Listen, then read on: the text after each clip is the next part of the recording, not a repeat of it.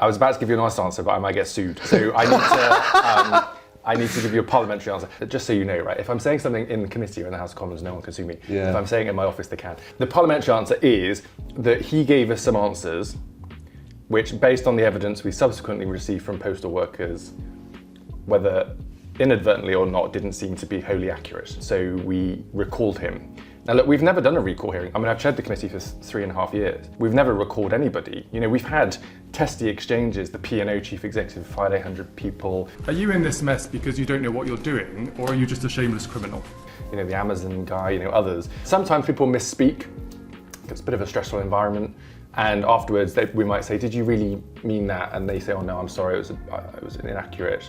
Or they'll write to you and say, this is what I really meant. And you can attach a footnote to the public record and it will kind of get sorted out. This was the worst case study I've ever seen. I mean, it wasn't just like a slip. There was just issue after issue after issue after issue after issue, where we had tons, we were drowning in emails from postal workers. I'm very grateful to them sending it to us. That just showed that there was something not quite right here. And basically there were two potential outcomes. One, he misled the committee, which is parliamentary language for, you know, not telling the truth. Or he doesn't know what's going on in his business, which in itself is a pretty bad thing, right? And so we recalled him on that basis to ask further questions. Are all of these rogue posters, Mr. Thompson, or do you not know what's going on in your business? That by its very nature is a systemic failure because it is a system-wide failure. I'm asking you whether you agree with that, yes or no. The framing of how we behave in Royal Mail is not representative of what I see. Sounds very unusual to me, Mr. Macaulay, just on the basis of the English language. There's a theme, which is we have rogue posters, we have rogue managers, we have isolated incidences, we've got a global pandemic, we've got industrial action. It's everyone else's fault. We do everything that we can to Do make you sure... agree with what I just said? Yes or no? Can I, just for clarity again, Chair, just so that I'm clear on the question so I can answer it clearly, please? Darren Jones, hello. How's it going? Good, thank you. Yeah. Good, I'm glad. We're here to talk about the work you do as chair of the Business, Energy and Industrial Strategy Select Committee. But first, before we get into the nitty-gritty of that, why don't you tell us who you are in your own words? I'm the Labour MP for Bristol North West, which is where I was born and grew up and where I live with my family today. I was elected unexpectedly in 2017 off the back of a very pro-European constituency vote. And I've been delighted to be the MP ever since. And as you mentioned, I have a national brief chairing the Business, Energy and Industrial Strategy Select Committee. Could you tell me a little bit more specifically about the role of select committees here in Parliament? Select committees are cross-party, so it's not about party politics really. There are members of the Conservative Party, the Labour Party and the SNP on my committee, and we're appointed by the House of Commons to look at things in detail. Because on the floor of the House of Commons, you know, where you see PMQs and that type of thing, you can't often get into the detail of stuff. You ask a question, a minister gives an answer, it's rubbish, you sit down, you kind of move on. Or PMQs is kind of loud and theatrical, but it doesn't really get to the nub of particular issues. And so there's a whole range of select committees. I have one of them, and it's our job to scrutinise the government's decision-making and spending in relation to the Business and Energy and Industrial Strategy Department. And as a consequence, to look at a whole host of issues, including how business leaders run their businesses across the country as well. Yeah, maybe if we have time, we'll talk a little about some of your run-ins with the Secretary of State as chair. But let's hone in then on business, energy and industrial strategy. What does your brief cover as chair? Well, I have to say it's about to change, but as it has been for the last 3 years, anything to do with business, the private sector, work, jobs, labour market enforcement, so your kind of rights at work, trade unions, that's the kind of business bit. The energy bit is obviously electricity, gas, climate change, net zero, COP26, industrial decarbonisation, all of that type of stuff. And then industrial strategy is a bit weird in that we don't really have one anymore, but we used to have one.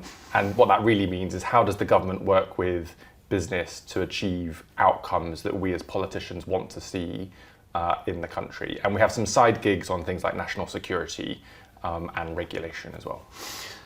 Before we get into the nitty-gritty then, a word actually on the departmental shake-up that means that BEIS isn't going to be BEIS anymore. What's your view of the changes that the Prime Minister is making to your department? I broadly welcome them. It's a bit of an odd thing to do though this close to a general election. It takes a long time to change departments.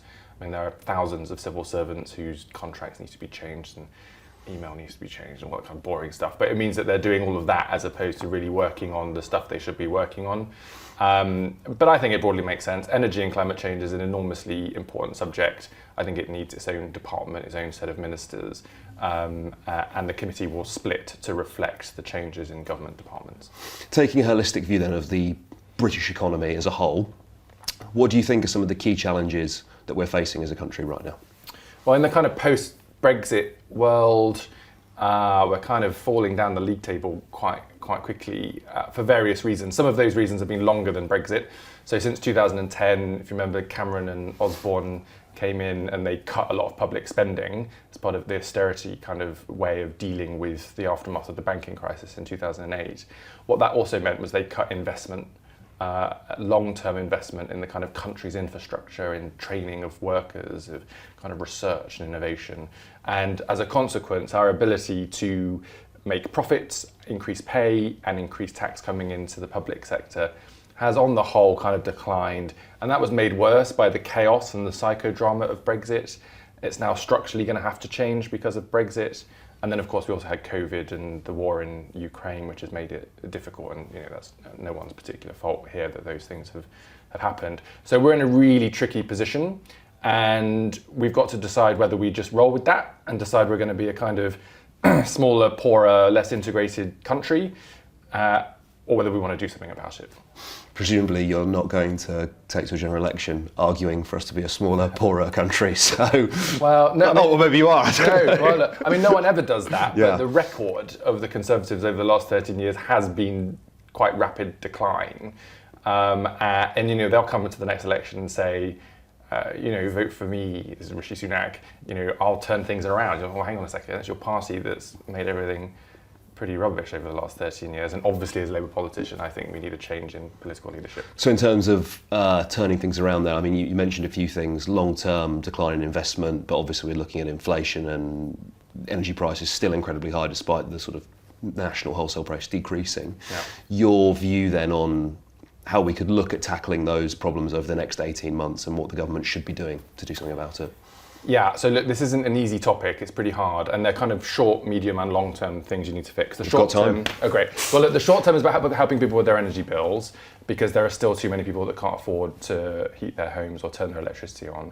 And there'll be a whole group of people who, because of the last 2 years, are in a kind of really bad position in terms of the debt on their kind of accounts, and who probably have suffered health or social consequences from disconnecting. There's been a whole group of people that had forced meters installed in their homes, and then they've had to have their supply cut off. So you've got to deal with all of those kind of short-term issues in a fair and just way, because it's not their fault that the whole energy system blew up. In the medium term, you've got to say, well, what happens now that prices are coming down for the long run? And we've called for something called a social tariff, which basically means that people on lower incomes pay less for their energy, and we think the government can design that system, but it needs to get on with it. It's not really started. And then in the long run, of course, we need to decarbonise our energy system and become a net zero energy system, so that you're not reliant on gas from Russia or coal from somewhere else or anything like that. We're making some good progress on that, but we're not moving quickly enough, and there's some things that government needs to do to kind of speed it up to hit the 2035 target that the Tories have set.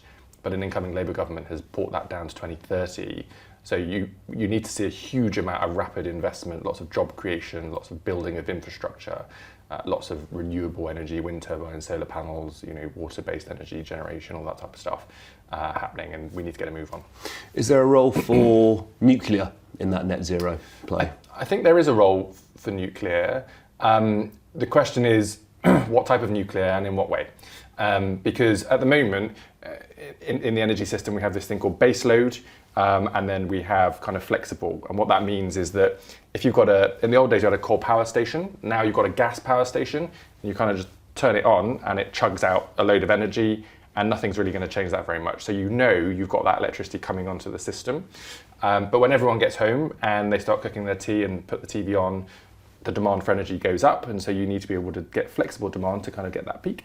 If you want to get coal or gas out of that base load, that kind of reliable chugging of electricity all the time, you need something else. Nuclear is great for that because you just turn it on and it just chugs out the energy. Whereas renewable, wind, solar, there's an argument for tidal maybe being good for baseload, but obviously it depends if it's windy or if it's sunny, and it's a bit harder to manage if it's entirely renewable. Not everybody agrees with that. If you ask my colleagues in the SNP, they would fundamentally disagree with my view on that. But I've kind of been persuaded you do need a bit of nuclear in the mix. The question is whether you have kind of big nuclear power stations that cost tens of billions of quid, take ages to build, and how many of those do you have? We've got one being done in Somerset, Hinkley Point C at the moment. The government's trying to get another one done over in the east of England called Sizewell C, but they haven't really figured out who's going to pay for it. Or you kind of do some small nuclear power plants, they're called SMRs, small modular reactors. And there's a bit of a problem there because Rolls-Royce, good British company, has built some, but no one's buying them. And so they can't plug them in to show they work. They want the government to buy them because no one else is buying them. The government said no at the moment. And the Americans are building them as well. And Rolls-Royce rightly say, well, look, unless you buy some in the UK, we're not going to be able to keep all the people making these things, which is bad for the UK energy system, but it also misses an opportunity to sell them to other countries around the world. And if you miss that opportunity, we're just going to end up buying some American ones, probably a little bit cheaper on the ticket price, but losing that industrial opportunity around small nuclear reactors. Is there a parallel to be drawn there, perhaps, with gigabit battery as well? Yeah, and a parallel to offshore wind turbines. You know, the UK really led the way globally for installing offshore wind and turning it into a really useful renewable energy market. And for various reasons, we never made the wind turbines. So we kind of said this whole thing. We were kind of ahead of every other country in the world, pretty much. And then we said, oh, okay, we'll let Germany or Denmark make the stuff and we'll import it in. Whereas there was a huge opportunity there for, you know, people in the UK, apprentices, as well as experienced engineers and others, to build the stuff here. And we do a little bit, to be fair, but it was a bit of a slog trying to get them to do that here.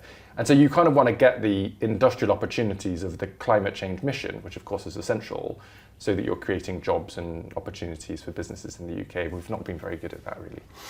Which leads me, I guess, to the question of what is Britain's industrial strategy? Does it have one? No, it doesn't.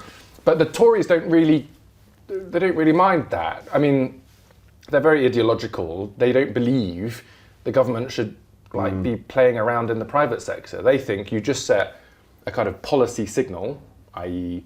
we want to decarbonise the power sector by 2035, and the market, you know, this magical thing, will just respond in the interests of public policy. The problem is the market responds in the interest of profit. Nothing wrong with that, as long as it's done in an ethical and fair way. Government's supposed to kind of put a box around that. But it's not going to respond because a minister said something, especially when you end up with 5 or 6 ministers in a row that say slightly different things, and then the market says, well, hang on, I don't know actually what you want me to do. So the Tories don't like industrial strategy. Rishi Sunak, the Prime Minister, definitely doesn't like it. But I don't think they mind that they don't have one. On the Labour side, obviously, we take a slightly different view, and we think there are lots of missed opportunities, not just because we're on the left, but because, you know, capitalists, businesses, investors tell us they want political stability, they want a clear direction of travel, they want a long-term commitment, so that they know when they're putting their money in, they're going to get some return and some profit over a long period of time. And if things keep chopping and changing, or the kind of financial markets are kind of blowing up because, you know, Liz Truss or Kwasi Kwarteng did something stupid, you know, they're just not going to invest here, and they'll go somewhere else, not least America, where President Biden has given businesses enormous tax cuts to invest in the UK, and the EU is probably going to do the same. What would Labour do then, other than just having a strategy in the first place? What does that look like? Can you put some shape on that for us? Yeah, so first of all, we've said that we are committed to industrial strategy. We've written one, which is a kind of headline strategy which lists what our priorities for the country are. And then Keir Starmer's recently been setting out his missions, i.e. kind of priorities basically for his incoming Labour government if we were to win the election. And he started to flesh out the kind of detail underneath each of those. So you'll see the industrial strategy from our business secretary, Johnny Reynolds, you see the missions from Keir Starmer and Rachel Reeves, and then you see the policy detail underpinning that.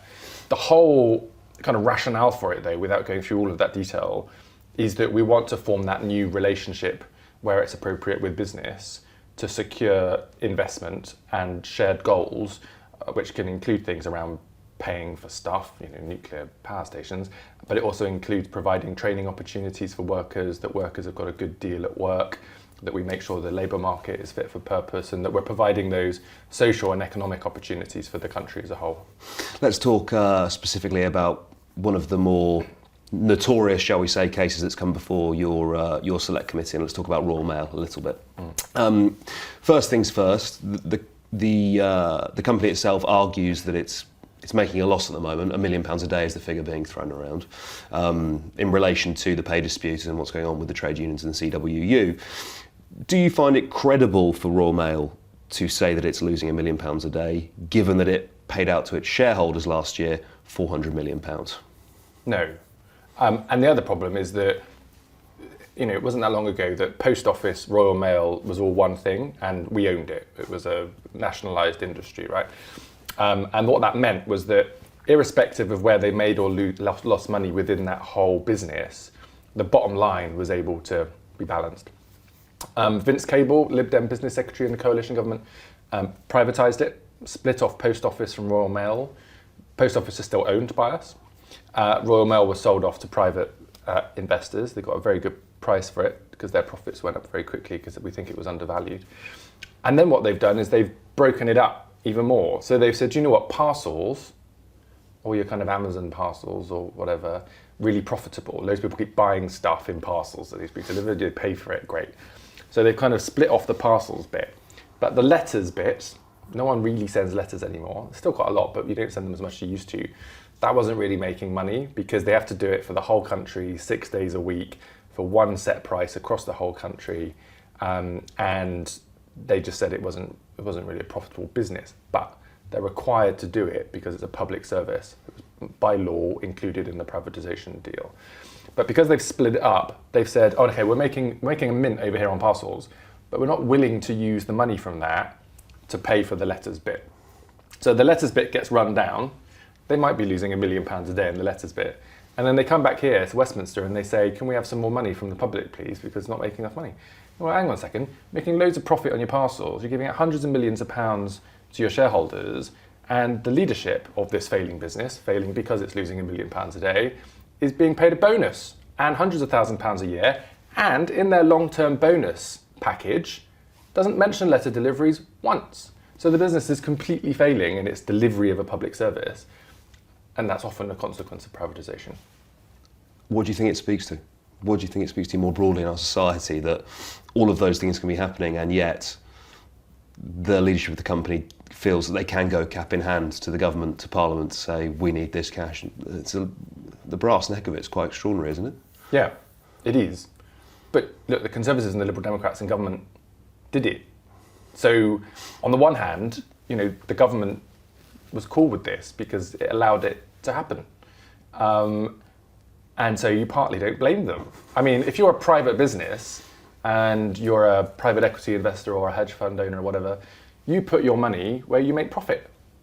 That's their business. That's fair enough. And so they're investing in the parcels business. They're not investing in the letters business.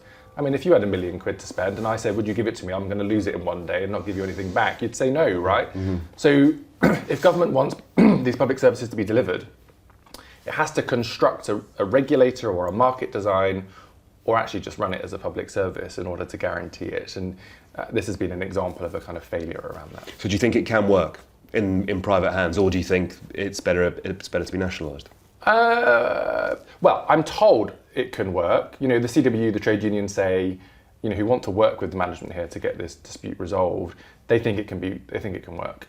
I mean, no other company basically has everybody's address across the whole country for free, and no other company has 100,000 postal workers who go to every door every day, 6 days a week. So on the one hand, that should be an enormous asset, and there's lots of ideas they come up with about how they can make that kind of system profitable, maybe by doing things that are not just delivering letters, but other community or public services that involve going door to door. There's also this case, I mean, I don't buy the argument that you can take profits out of the parcel business and not use it for letters. I mean, that's a commercial decision. I just think that's kind of unacceptable. The management and the owner's argument will be, well, it's a really competitive market, Amazon, Hermes, or they're called Every now, DPD, they don't have this like chain around their neck about the letter delivery. They can just compete in the parcels market, make a load of money. And look, you've just got to basically do a deal there. Is there a case, for renationalisation? It will be expensive for a chancellor to do, and every chancellor will be very, very nervous about that. But at the kind of core assessment about whether it's working, and if you're still committed to that being a public service, I think that's an open question. Mm-hmm. The CEO of Royal Mail, Simon Thompson, has been before your select committee twice now. Why did you feel the need to call him back? I was about to give you an honest answer, but I might get sued. So I need to give you a parliamentary answer. The parliamentary answer is that, just so you know, right, if I'm saying something in the committee or in the House of Commons, no one can sue me. Yeah. If I'm saying it in my office, they can. So the parliamentary answer is that he gave us some answers which, based on the evidence we subsequently received from postal workers, whether inadvertently or not, didn't seem to be wholly accurate. And so we recalled him. Now look, we've never done a recall hearing. I mean, I've chaired the committee for 3.5 years. We've never recalled anybody. We've had testy exchanges, the P&O chief executive fired 800 people, the Amazon guy, others. And sometimes people misspeak. It's a bit of a stressful environment. And afterwards, we might say, did you really mean that? And they say, oh no, I'm sorry, it was inaccurate. Or they'll write to you and say, this is what I really meant. And you can attach a footnote to the public record and it will kind of get sorted out. This was the worst case study I've ever seen. I mean, it wasn't just like a slip. There was just issue after issue after issue after issue after issue where we had tons, we were drowning in emails from postal workers. I was very grateful to them sending it to us.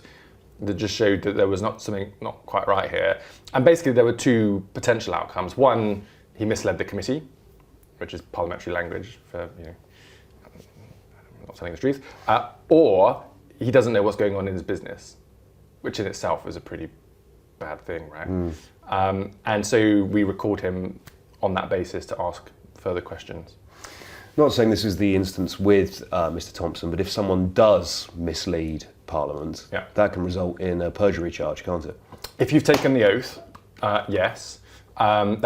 We've made them take the oath. Again, that's very unusual for us to do in Parliament. It doesn't get used very often. So when you're giving evidence to a select committee, you can be in contempt of Parliament in the same way that you can be in contempt of court if you are not wholly honest and tell the truth and the whole truth stuff. There's a couple of consequences of that for contempt of Parliament, which is a parliamentary enforcement process. There can be fines, there can be kind of public telling offs. Ultimately, you can be locked in a cell under Big Ben, but obviously we don't use that anymore. We're not allowed, unfortunately. If you take the oath and you don't tell the truth, then that's a potential perjury allegation, and that's something that you then refer off to the court system. But constitutionally, there's a very clear distinction between the courts and Parliament, and so I can't even tell you the last time Parliament referred something to the courts. It's a very unusual thing to do. Were you satisfied by his second appearance in the committee? No. I mean, to be honest, I either wanted two outcomes, and I didn't get either really. Maybe it's criticism of myself, but I either wanted him to say, look, I'm really sorry if I misled you, I didn't mean to do that. Exhibit some humility about the seriousness of the issues and the way he answered the questions. Instead, he said, I think on one of them, I didn't hear the question properly. I mean, please, that's nonsense. Or through my cross-examination of him, got him to agree that what he'd said was inaccurate. But I didn't quite get into that. I got into that on a couple of things around the letter deliveries and stuff, but he just wasn't really willing to accept that he or his team had done anything wrong, and that basically it was everyone else's fault. COVID, industrial action, the CWU, postal workers, rogue business managers, rogue posters, breaches of company policy in God knows how many delivery offices across the whole country. I mean, the business must be bloody awful if there's that much ill discipline and the CEO doesn't know what's going on in his business. But that was essentially what he was saying. He didn't lie. It's just his business is in that much of a mess. If I was a member of the board or a shareholder, I'd be deeply worried by that admission. Does it give you cause for empathy with, let's say, the CWU or any of the other people who work for Royal Mail, that this is the person they're dealing with, basically? Yeah, well, I touched upon this a little bit at the end of the second session, in that I was really taken by all of the emails I'd had from postal workers, and basically all of them in some way said that they were intimidated or scared by the management at Royal Mail. And they got in touch with me because they were so angry about what was happening and what had been said. But basically every email said, but please can you not disclose my identity or my location because I'm really worried about my job. Again, that's deeply, deeply troubling. I mean, the workplace culture seems to me to be completely broken. And your business is never going to be successful if your workforce are in that position. I mean, that's just not how you run a successful business. It's not how you provide leadership. And so I put to Simon Thompson and the chair of the board, Keith Williams, I was like, do you recognise this problem? Like, how long do you think you're going to let this go on for? And both of them blame the CWU. And I just don't buy that. Like, the CWU are driving a hard bargain on behalf of their members because, you know what? That's their job. That's the whole point of a trade union. If you're not organised in a trade union, you do not have a power balance with the owners and shareholders and managers of your business, because individually they'll just say, well, go somewhere else then. That's the whole reason why you should be a member of a trade union. They should not be surprised that the trade union is lobbying on behalf of its members in an organised fashion. I mean, that's the whole point of it. So to blame the whole cultural problem on the trade union doing its job is just not acceptable in my view. And I kind of expected it from Simon Thompson, because I think that was just kind of his attitude. I was quite disappointed that Keith Williams, the chairman, gave the same answer. He was a very experienced businessman. He's been involved in lots of businesses, British Airways and others, that, you know, there have been bumpy periods of trade unions, but on the whole, they've had a pretty good relationship. And I kind of hoped he would have said, given a kind of better answer than Simon Thompson, but he just kind of rode in behind him and stuck firm to the kind of senior leader position. So what are you going to do about it then? I mean, the stuff you've listed there is pretty worrying, isn't it? There's a litany of errors and failures. What can your select committee do about it? So at the moment we're writing our report, which is a kind of formal way for us to report back to the House of Commons about what we've done and what we think about it.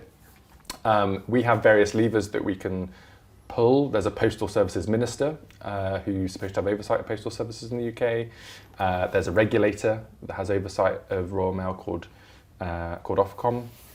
You know, in terms of things like personal data and that type of stuff, there's another regulator, the Information Commissioner. So you can kind of pull levers in those directions. I can't give you firm answers because we've not agreed it yet, so I'll get in trouble. But that'll be coming out hopefully in the next couple of weeks. And we'll make a statement about that at that time. The core difficulty there, of course, is that private business is a private business. Parliament can't tell a private business how to run its affairs. And so where there are private businesses that are not acting in an appropriate way, in my view or our view, there are two things we can do. One is we can apply public pressure. We did this with Royal Mail, Amazon, you know, P&O ferries. We do it with ministers. You know, we end up on your website and social media channels. We end up on TV. You know, people read and see what we're doing. And so you can apply public pressure through good questioning, good scrutiny of them, and hope that that nudges them. The second thing you do is where you find there are problems, i.e. the enforcement of company director responsibilities in this country is hopeless. P&O guy, CEO, said, I know what the law is, I broke it, I did it on purpose, and I'd do it again. What are you going to do about it? I mean, completely outrageous. I can't do anything about that, but the ministers said they were going to do something about it. What have they done? Absolutely nothing. And so you can make recommendations that the law needs to be updated, that public enforcement agencies need to be updated, give more resource or remit to kind of change that stuff. And so we pull every lever we have, but I can't sack someone or kind of go in and tell them how to run their business. Do you think they kind of, to come back to the earlier questions then about the purpose and role of select committees, do you think it sort of renders them a bit toothless in the end? Well, I suppose the alternative is then just not having them, or having something else. And I definitely think you shouldn't not have them. I think they're one of the best parts of Parliament. I'm really pleased that lots of people are seeing them and engaging with them, because the floor of the House of Commons is important, obviously, but lots of really good work happens in select committees, and I think they're a really important part of our democracy. And just to say to that, you know, I had lots of thank you emails from postal workers, and that was nice, not just for my own sense of satisfaction, but because our job as elected representatives in Parliament on a select committee is to be the voice of people in our constituencies and across the country. And so if the public look at us and say, do you know what, you're really making my voice heard, then that's a really powerful testimony that we're doing our job properly. And so that was very gratifying. The alternative is, do you do something different?